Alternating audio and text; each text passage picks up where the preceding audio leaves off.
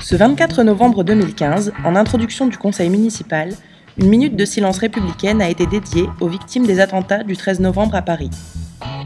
Le maire est ensuite revenu sur les conséquences locales de l'état d'urgence, mais a néanmoins rappelé le maintien des manifestations communales de ce mois de décembre.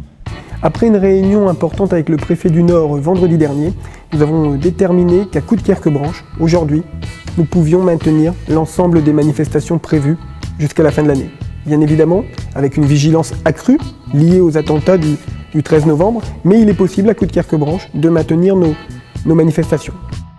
Les élus ont adopté un programme de travaux afin de rendre les bâtiments publics accessibles à toutes les formes de handicap.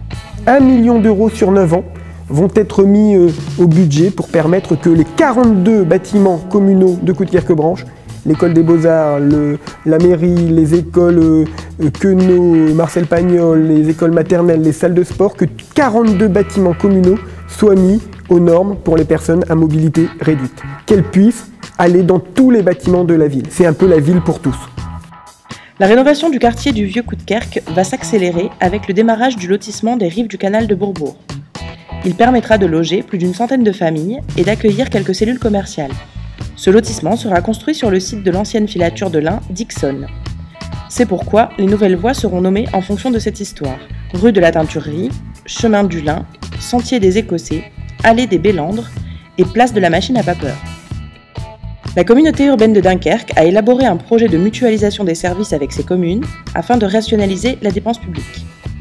Le conseil municipal l'a validé sur le principe, sans pour autant s'engager dans l'ensemble des domaines proposés. Un avis défavorable a par exemple été émis concernant les instructions d'urbanisme ou l'éclairage public. D'autres axes ont recueilli un avis favorable, comme la formation des agents, la médecine préventive ou la création d'un service commun des archives.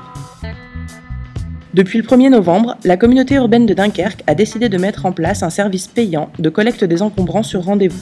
De son côté, et pour ne léser personne, la ville a décidé de poursuivre son service d'enlèvement dans chaque quartier. Nous souhaitons à Coudekerque-Branche maintenir le ramassage gratuit, comme ça se faisait avant.